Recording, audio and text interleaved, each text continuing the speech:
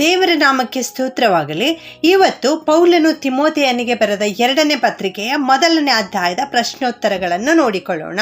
ಪೌಲನು 2ನೇ ತಿಮೋಥೆಯ ಪತ್ರಿಕೆಯನ್ನು ಯಾವಾಗ ಬರೆದನು? ಸಾಯುವ ಮುನ್ನ. ಎಷ್ಟನೇ ಇಸುವಿಯಲ್ಲಿ ಬರೆದನು?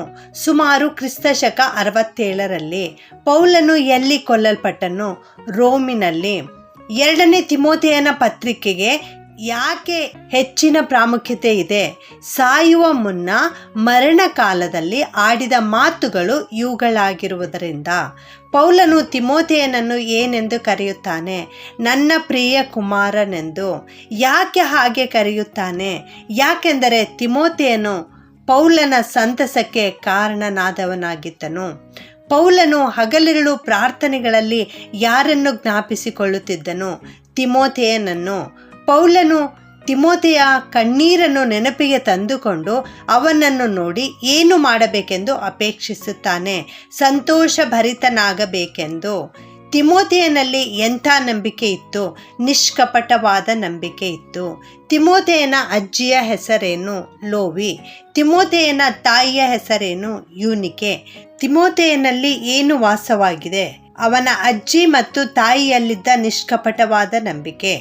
ನಾನು ನಿನ್ನ ತಲೆಯ ಮೇಲೆ ಹಸ್ತವನ್ನಿಟ್ಟಿದ್ದರ ಮೂಲಕ ನಿನಗೆ ದೊರಕಿದ ದೇವರ ಕೃಪಾವರವು ಏನು ಮಾಡಬೇಕೆಂದು ನಿನಗೆ ಜ್ಞಾಪಕ ಕೊಡುತ್ತೇನೆ. ಪ್ರಜ್ವಲಿಸುವಂತೆ ಮಾಡಬೇಕೆಂದು. ಪೌಲನು ಹಸ್ತವಿಡುವುದರ ಮೂಲಕ ತಿಮೋಥೆಯನಿಗೆ ಏನು ದೊರೆಯಿತು? ದೇವರ ಕೃಪಾವರ. ದೇವರು ನಮಗೆ ಎಂಥ ಆತ್ಮವನ್ನು ಕೊಟ್ಟಿದ್ದಾರೆ? ಬಲ, ಪ್ರೀತಿ, ಶಿಕ್ಷಣಗಳ ಆತ್ಮ. ದೇವರು ನಮಗೆ ಯಾವ ಆತ್ಮ ಕೊಟ್ಟಿಲ್ಲ? ಹೇಡಿತನದ ಆತ್ಮ. ಶಿಕ್ಷಣ ಅಂದರೇನು? ಶಿಸ್ತು. ನನ್ನೊಂದಿಗೆ ಯಾವುದಕ್ಕೋಸ್ಕರ ಶ್ರಮೆಯನ್ನು ಅನುಭವಿಸು? ಸುವಾರ್ತೆಗೋಸ್ಕರ. 2ನೇ ತಿಮೋಥಿ 1ನೇ ಅಧ್ಯಾಯದ ತಲೆಬರಹ ಏನು? ಸುವಾರ್ತೆಯ ಹಿಂಸೆಗಳು. ಆತನು ನಮ್ಮಲ್ಲಿ ಸುಕೃತ್ಯಗಳನ್ನು ನೋಡಿದ್ದರಿಂದಲ್ಲ, ತನ್ನ ಸಂಕಲ್ಪವನ್ನು ಅನುಸರಿಸಿ ಕೃಪೆಯಿಂದ ನಮ್ಮನ್ನು ರಕ್ಷಿಸಿ ಯಾಕೆ ಕರೆದನು? ಪರಿಶುದ್ಧರಾಗುವುದಕ್ಕೆ. ಮರಣವನ್ನು ನಿವೃತ್ತಿ ಮಾಡಿ ಅಂದರೇನು? ಮರಣಕ್ಕೆ ಶಕ್ತಿ ಇಲ್ಲದ ಹಾಗೆ ಮಾಡಿದ್ದಾರೆ. ಪೌಲನು ಯಾವುದಕ್ಕೋಸ್ಕರ ಸಾರುವವನಾಗಿಯೂ ಅಪೋಸ್ತಲನಾಗಿಯೂ ಉಪದೇಶಕನಾಗಿಯೂ ನೇಮಿಸಲ್ಪಟ್ಟನು? ಸ್ವಾರ್ಥಾಭಿವೃದ್ಧಿಗೋಸ್ಕರ. ಯಾವ ಸೀಮೆಯಲ್ಲಿರುವವರು ನನ್ನನ್ನು ಕೈ ಬಿಟ್ಟರೆಂಬುದನ್ನು ಬಲ್ಲೆನು. ಹಾಸ್ಯ ಸೀಮೆಯಲ್ಲಿರುವವರೆಲ್ಲರೂ. ಅವರೊಂದಿಗೆ ಯಾರು ಸೇರಿದ್ದರು? ಪುಗೇಲನು, ಹರ್ಮೋಗೇನನು. ಪೌಲನನ್ನು ಯಾರು ಆಧರಿಸಿದರು?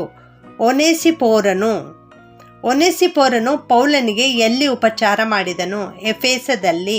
ದೇವರು ನಮಗೆ ಕೊಟ್ಟಿರುವ ಆತ್ಮವು ಬಲ, ಪ್ರೀತಿ, ಶಿಕ್ಷಣಗಳ ಆತ್ಮವೇ ಹೊರತು ಹೇಡಿತನದ ಆತ್ಮವಲ್ಲ. ಈ ವಾಕ್ಯ ಎಲ್ಲಿ ಬರೆಯಲ್ಪಟ್ಟಿದೆ? 2ನೇ ತಿಮೋಥಿ 1ನೇ ಅಧ್ಯಾಯ 7ನೇ ವಚನ.